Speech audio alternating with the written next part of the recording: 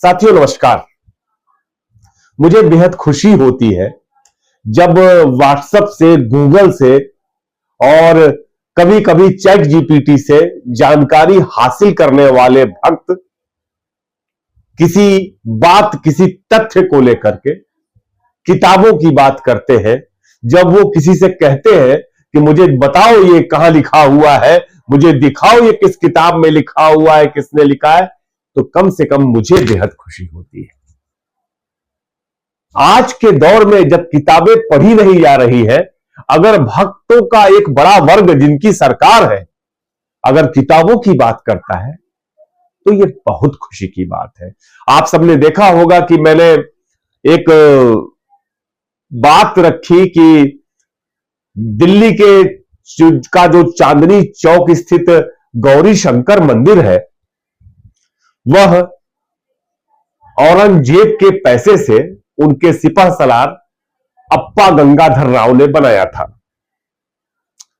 कुछ लोगों ने मेरी बात का समर्थन किया, मैंने एक दो कटिंग भी लगाई थी। भक्तों का कहना था नाम बताइए कहां से, उनके रेफरेंस बताइए कहां से दिया गया है। तो मैंने कहा कि मैं वीडियो बना करके आपको सारे तथ्यों से अवगत कराऊंगा। लेकिन गालियां बहुत पड़ी, कहां कहां के भक्तों ने आकर के कितनी भद्दी भद्दी गालियां दी है, उसका अंदाजा नहीं लगाया जा सकता। मैं बनारस का हूं, बनारसी गाली के लिए कुख्यात है, लेकिन गालियां तो हमारे यहां हमारे धर्म का, हमारी संस्कृति का एक हिस्सा माना जाता है बनारस का। तो खैर उसकी बात अलग दिगर है। ये जो औरंगजेब को लेकर के और तमाम मुगल शासकों को लेकर के जो नए तरीके का इतिहास गढ़ा जा रहा है, वह बड़ा आपत्तिजनक है। बड़ा माने आपके पास और कोई काम नहीं है,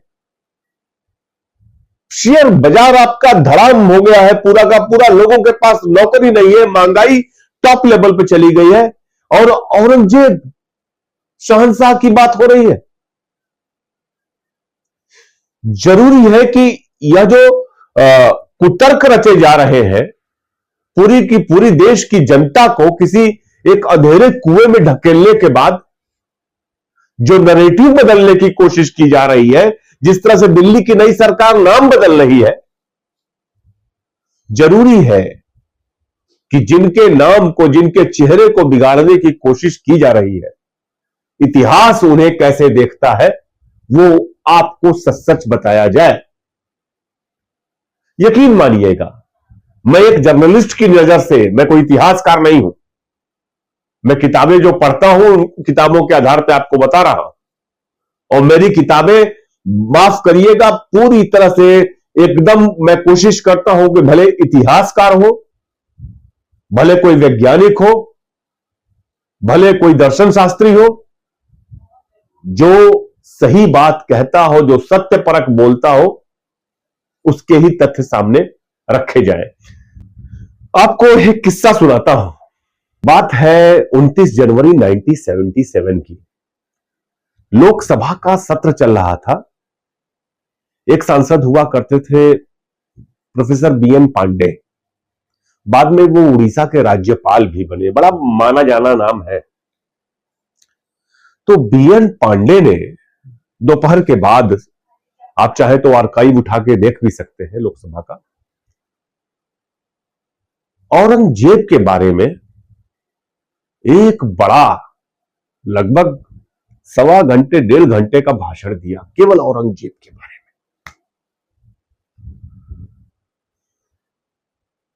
और जो अंग्रेजों ने नैरेटिव बना रखा था औरंगजेब को लेकर के, दरअसल है क्या, इस देश में दो मुगल शासक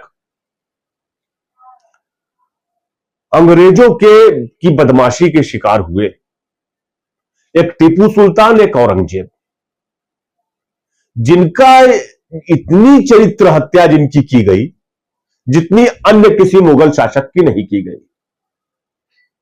तो जब वो बीएन पांडे ने लोकसभा में बोलना शुरू किया औरंगजेब के बारे में, लोग अवाक थे। जिसको लोग क्रूर, हत्यारा, विध्वंसक समझते थे, लोग आश्चर्य में पड़ गए। अरे यह बीएन पांडे क्या कह रहे हैं, ये जो तर्क रख रहे हैं उसके पीछे क्या है।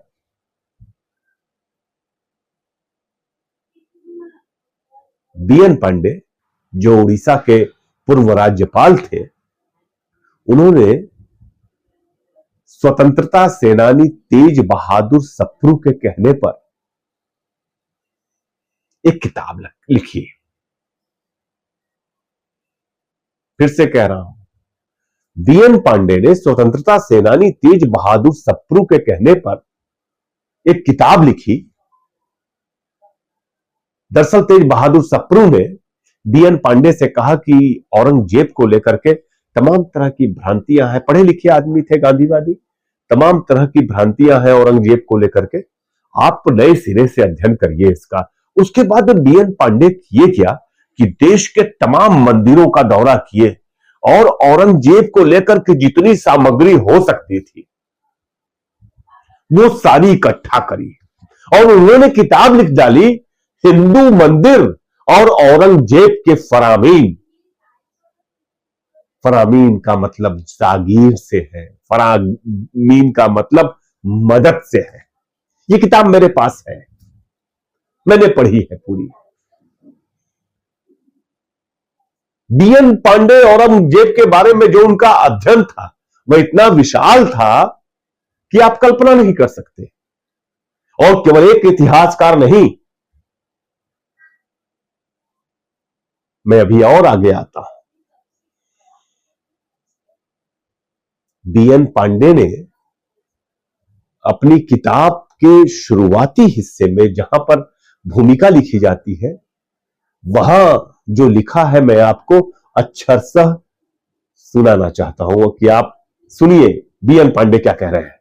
आपके पहले पन्ने पर लिखा है कि आलमगीर औरंगजेब और शहीद वतन टीपू सुल्तान भारतीय इतिहास के वो दो पीड़ित व मजलूम हस्तियां हैं जिन्हें अंग्रेज इतिहासकारों और ब्रिटिश कार्यकाल के जिला गजट के संपादकों ने बुत शिकन हिंदू कुश और बर्बर व अत्याचारी बादशाह के रूप में परिचित कराया है। इसी के साथ सबसे आश्चर्यजनक बात यह है कि आजाद हिंदुस्तान के गुलाम इतिहासकारों ने उसे ज्यों का त्यों स्वीकार भी कर लिया है। तो बीएन पांडे एक शेर सुनाते हैं मौलाना शिबली नोमानी का कि तुमको ले दे के सारी दास्तान में याद है इतना कि आलमगीर हिंदू कुश था, जालिम था, सितमगर था। पांडे कहते हैं कि खास बात तो यह है कि इन दोनों शासकों ने अपने कार्यकाल में हिंदू जनता के साथ इतना सद्व्यवहार किया जिसका उदाहरण इतिहास में नहीं मिलता। इसी पेज पर आगे बीएन पांडे जी का कहना है कि औरंगजेब के कार्यकाल में मंदिरों और गुरुद्वारों को जितनी जागीरें दी गई शायद ही किसी और राजा व महाराजा के जमाने में दी गई हो। दूर जाने की आवश्यकता नहीं, स्वयं लाल किले के सामने चांदनी चौक के पूर्वी किनारे स्थित जैन मंदिर के पुजारी को औरंगजेब की ओर से बाकायदे वजीफा दिया जाता था और यह सिलसिला मुगल शासन के अंतिम चिराग बहादुर शाह जफर के समय तक चलता रहा। जो इस चांदनी चौक में जिस जैन मंदिर की बात की जा रही है, यह गौरी शंकर मंदिर के ठीक सामने है। वहां पर 1947 तक फारसी में लिखा हुआ एक शिलापट भी था जिसमें यह बात साफ साफ लिखी हुई थी। बीएन पांडे जी ने जो फरामीन, जो औरंगजेब के आदेश है मंदिरों को लेकर के, तमाम आदेश है, फरामीन 1, फरामीन 2, बनारस से लेकर के तमाम मंदिरों का उनमें नाम शामिल है। उसमें उज्जैन के महाकाल मंदिर को भी दिए जाने वाले दान का जिक्र है। वो सब इकट्ठा किया। गया का मंदिर, तिरहुत में, तमाम जगहों के मंदिरों पर जो औरंगजेब ने जो कुछ दिया था उसका जिक्र है। लेकिन हम बात जो है आगे बढ़ाते हैं। इस वक्त आपकी स्क्रीन पर एक किताब दिखाई दे रही है, मुस्लिम शासकों के राग रंग और फनकार शहंशाह।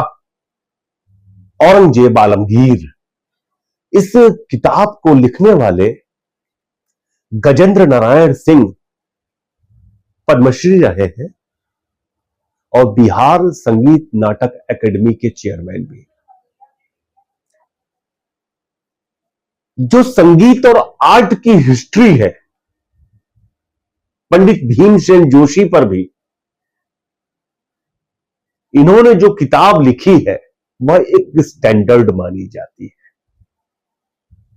गजेंद्र नारायण सिंह की लिखी किताब का एक हिस्सा जो पेज 124 पर है वह मैं आपको पहले पढ़ करके सुनाना चाहता हूं। हम चाहते हैं कि आप सुने, और भक्त भाइयों से अनुरोध है कि जब यह वीडियो देख रहे हो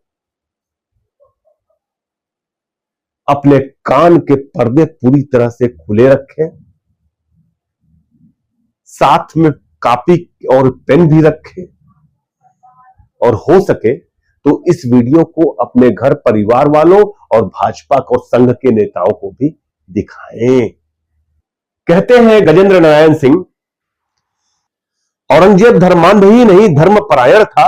यह ठीक है कि उसने मंदिर मठ तोड़वाए, पर आज यह भी सच है कि मंदिरों मठों को दान भी दिए। इतना ही नहीं, मंदिरों का निर्माण भी कराया।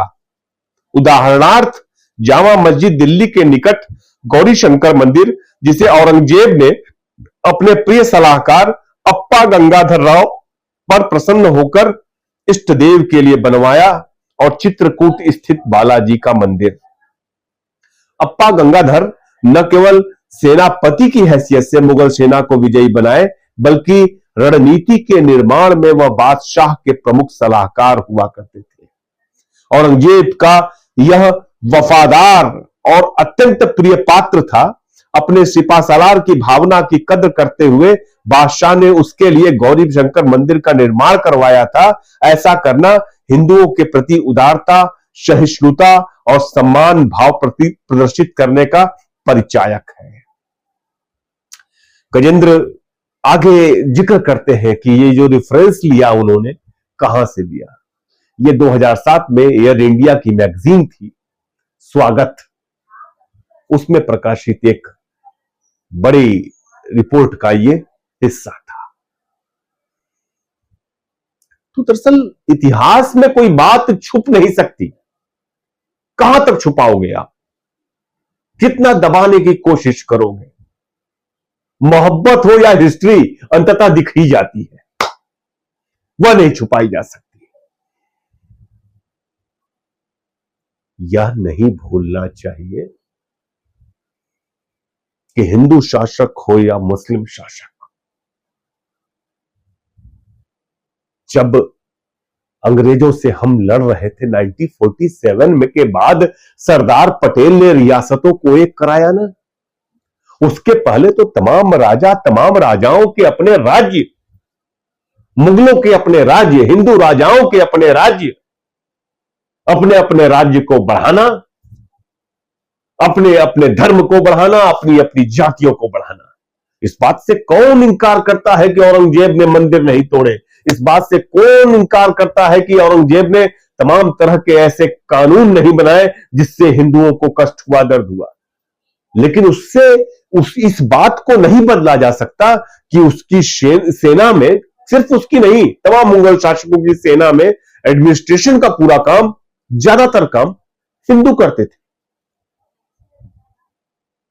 उनकी सेना का नेतृत्व हिंदू करते थे। औरंगजेब की कहानी एक 20-25-30 मिनट के एपिसोड में खत्म नहीं की जा सकती। यह दूसरा उदाहरण हमने आपको दिया जो कि गजेंद्र नारायण सिंह जी की किताब में था। एक एग्जाम्पल और ले लीजिए, कम से कम 3 उदाहरण हो, उसके बाद आप फिर से मुझे तर्क प्रस्तुत करिएगा। सही तर्क, गालियों के साथ नहीं, फिर उसका जवाब दूंगा। फिर 3 किताबें आपके सामने रखूंगा। यह तीसरी किताब का जो कवर पेज आपकी स्क्रीन पर दिखाई दे रहा है, मिरर ऑफ ब्यूटी, इसके लेखक है शमशीर रहमान फारूकी। आपको बताएं कि इस किताब में दिल्ली के स्थापत्य को लेकर के बहुत शानदार जानकारी दी गई है। एक अच्छी किताब है ये। यह किताब कहती है कि चांदनी चौक का जिक्र है इसमें इसमें बता, ये किताब कहती है कि as one entered the chalk from the north, the first building at its very mouth was the Jain temple, also called the Lal Mandir, which went back to the time before the founding of the city of Shahjahanabad by Shah Jahan, who had donated lands in trust for the temple in perpetuity. The trust was still functional and supported the temple. As you went past the temple, you were